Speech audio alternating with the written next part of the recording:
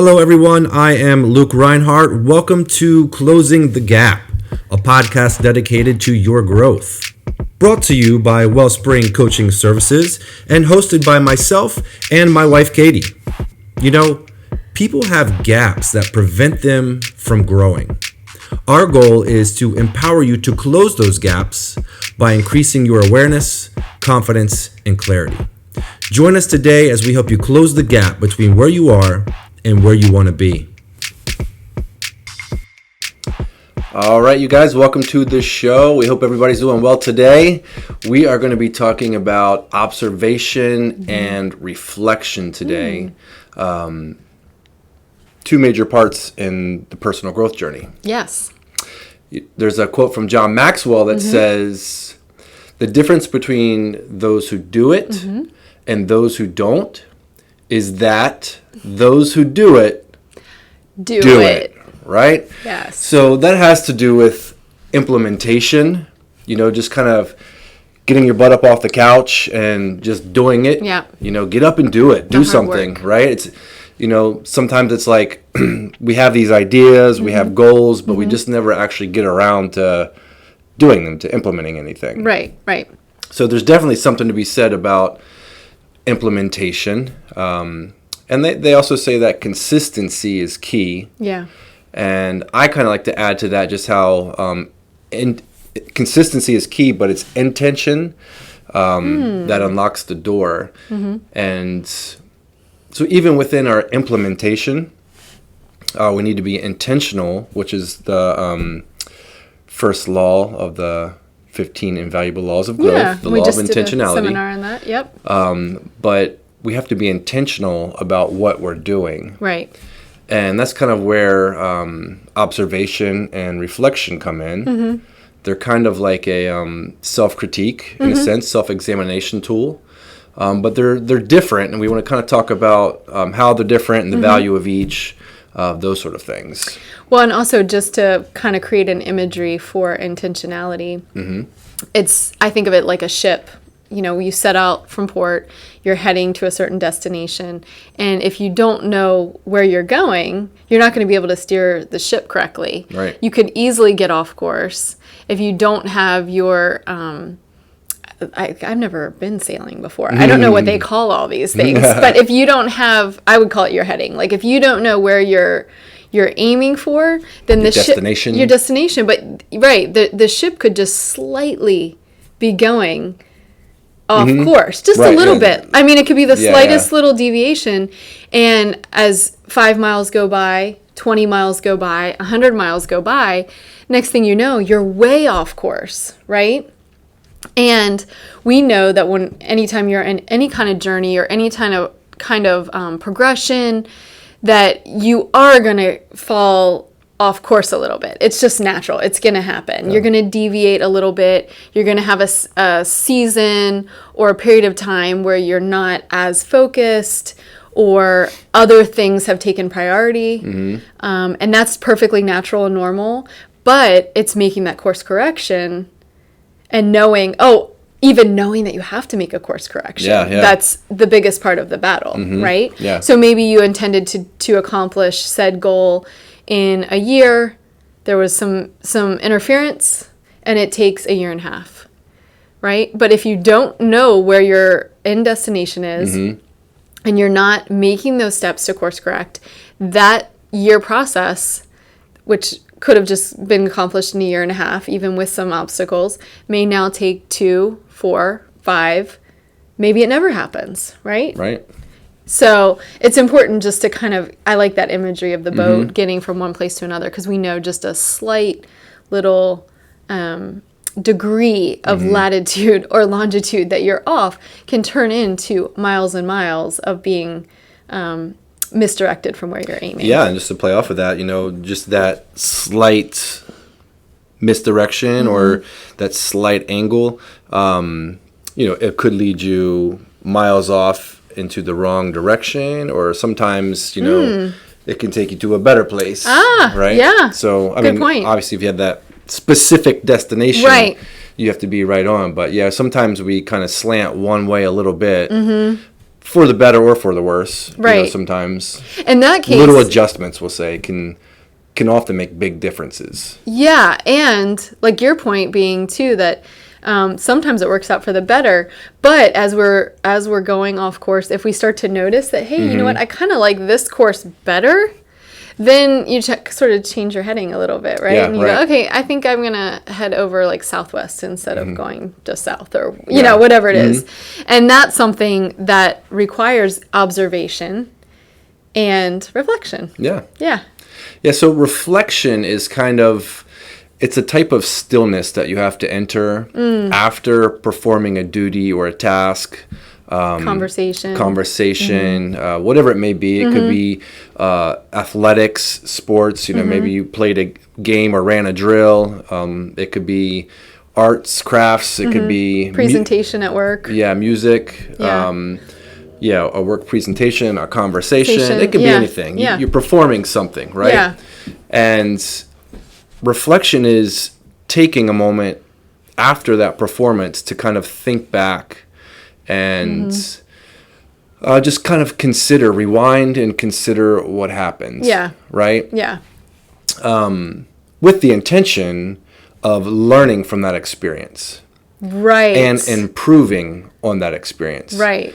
So so that next time you can perform better. Yeah, for right? sure. Yeah. And so reflection requires it requires those intentions of learning and getting better. Right. And we spoke about this in a previous podcast, yes. Loss and Learn. And you might not even be losing. You might have presented something at work or had a critical conversation with your spouse or a loved one. And it went gone very well. Well, yeah. But still, you're going to take that moment to reflect on what went well. Yeah. Yeah.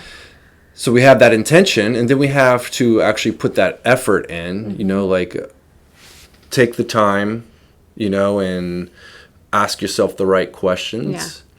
And you have to have, the curiosity, like I want to reflect back on what just happened so that I can learn from it and get better, so that I can do better next time and improve upon myself. Yeah. 3 questions that I do ask myself consistently. Yep. And I think there's 3 simple questions to ask is, what did I do right? So if you just got done performing something, no matter what it is, you can say, what did I do right? Yeah, what did I do right? And be honest about that. Try to find something that you did well. Yeah. And honestly, I think as well that,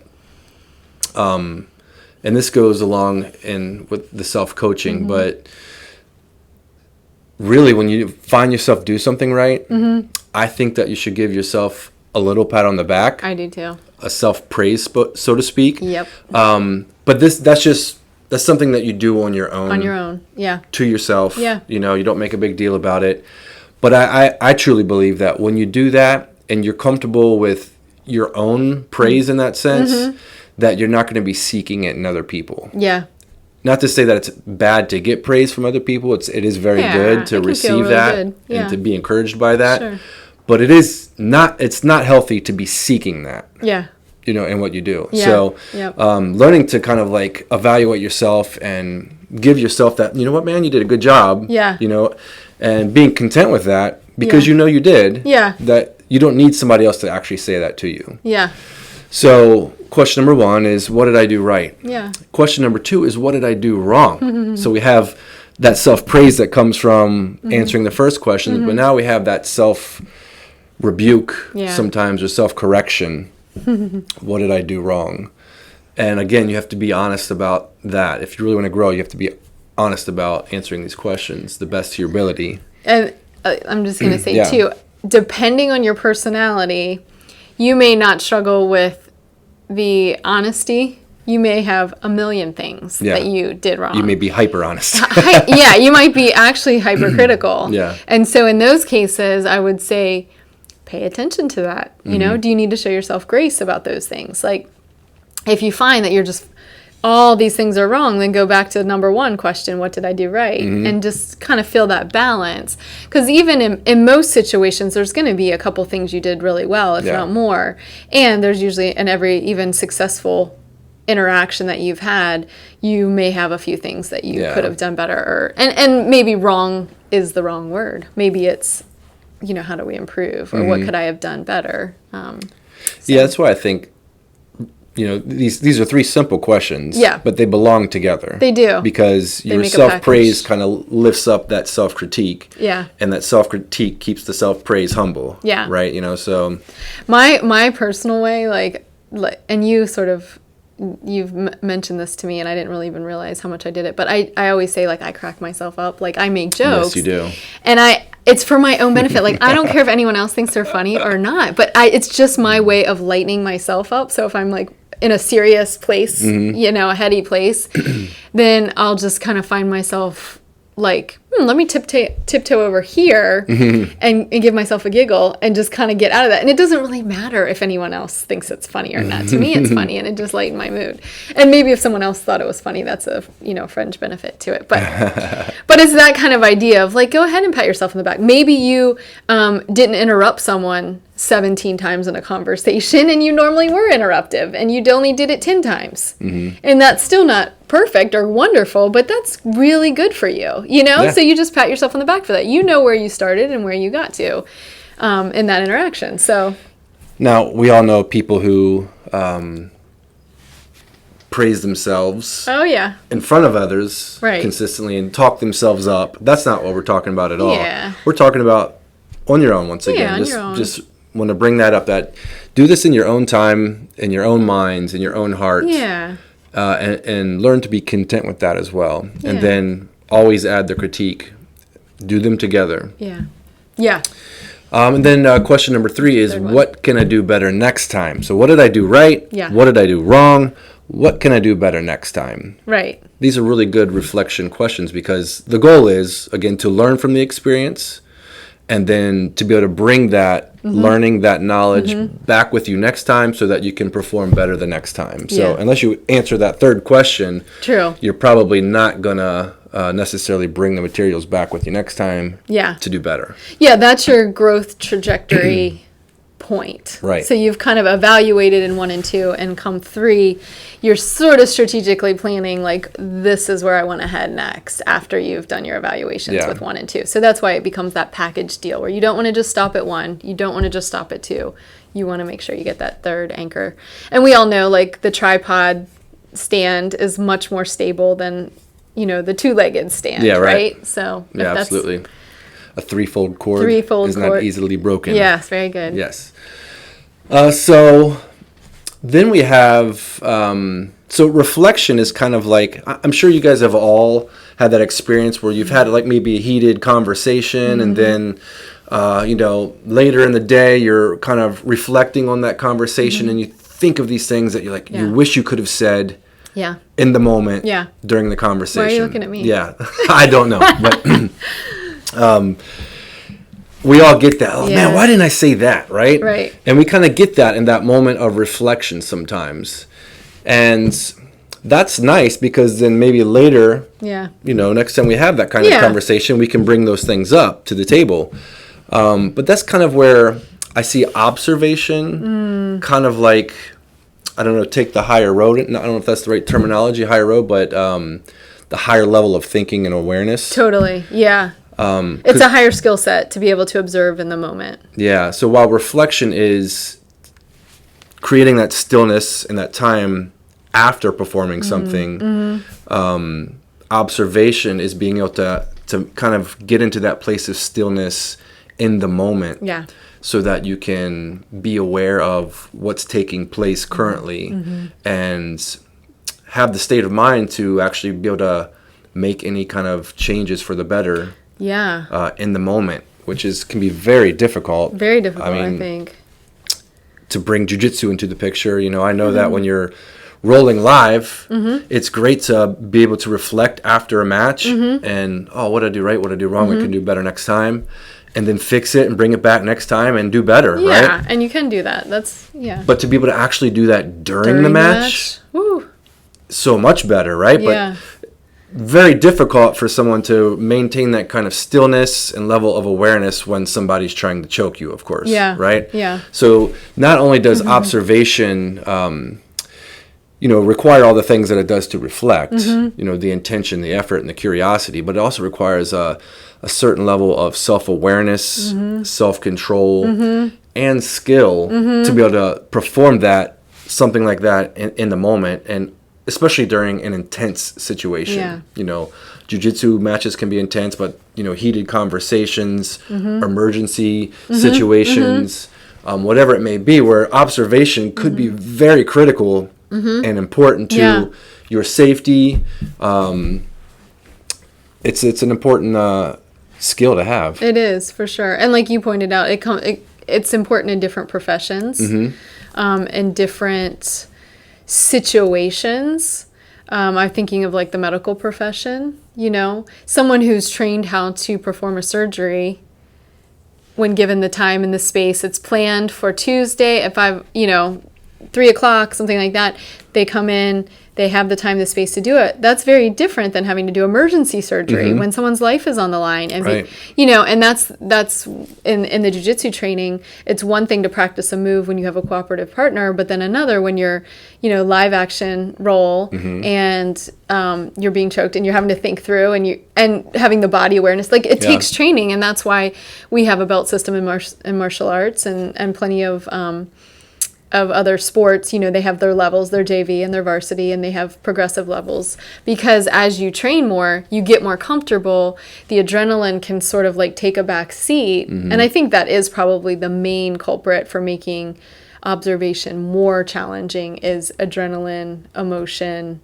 There's almost like a chemical interference that happens. And then the more you're practiced at, or you've mentally trained yourself to be in that space before you go into that space, then you can really just kind of like use those 5 senses that we're given, like these God-given 5 senses, to like go, oh, I am observing, and I am being aware of what I hear and what I see and what I smell and what's, all these things in front of me, and then use those to just go directly from sensory perception to analyzing and then creating a response. And that like little flow pathway ends up getting quicker and quicker as you train and practice. Yeah. Totally. Yeah. And then in observation, sometimes it's like, you have people who are just by the book, right? And it's good to learn the book and be by the book, but sometimes they lack that ability to observe and adapt in situations where it's highly necessary. You know what I mean? So like having that awareness to know that, okay, I know this is what the book says, but right now I'm going to go with my instincts. I'm going to go with my gut and do this. And you can really only do that through observation, you know, like right. And we have different kinds of observation and reflection. We have internal and external observation and reflection. So like external observation or reflection is dealing with, what's happening, what's going on around me, right? And then you have the internal, which is more observing or reflecting on how you feel or how you felt, whichever you're doing during that time. Yes, right. Or in that moment. Right. So, when it comes to like emergency situations or, being in that moment and being able to observe, and then kind of moving from doing things by the book to adapting, you do have to have a really good process of both the external and the internal almost at the same time. And not everybody's good at both. Like I would say, you can correct me if I'm wrong, but I feel like you're better at external observation. Like you can observe what's going on, and you can catch small things that I don't catch. You know what I mean? Even though I'm a watcher, like I watch people, I observe people. But you can just tell when something has shifted in a room, or I don't know, you have some sort of, like I audit situations, I can tell. Yeah. Like it's the old highlight magazine for kids. Like, what's wrong with this picture? Yeah. What's off in this picture? It's like, yeah, there's 7 things off in this picture, you know? Yeah. But you're right. And then for me, the internal piece, how do I feel, shows up 2 days later. Right. Or sometimes 2 years later. It depends, like, what the situation is. So we all have areas to grow. And would you say? Yeah, I feel like I'm more internal. Like, I'm always observing, you know, like, my energy and kind of monitoring those things and paying attention to how I feel in that sense. Yes, right. Self-control with you're very good as a martial artist too. That's one of the trainings, is being able to take your emotions, being able to put them in the right place, and being aware, like, of your tenseness, I guess, right? Too. And, you know, I'm big on practicing environmental awareness. It's something that we talk about all the time. Right.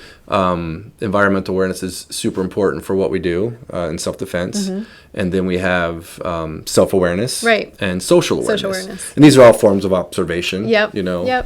So, yeah, together, these two, observation and reflection together, work really well as complementary activities, really, because even if you're really good at observing in the moment, it's still always useful to reflect afterwards what's going on. Yeah. Mm-hmm. All right, you guys. So to bring this full circle, we started out talking about implementation, the ability to just get up and do it, and to do that consistently. But being intentional about that process is going to definitely help you jump or excel your growth even faster. For sure. So we have reflection and observation. Reflection being the ability to create that stillness after performing something, to think about what happened, what you did right, what you did wrong, what you can do better. And observation is the ability to do that during the performance, or while you're, you know, in a conversation, heated conversation, or whatever the case may be. All right, you guys, until next time, keep closing the gap between where you are and where you want to be.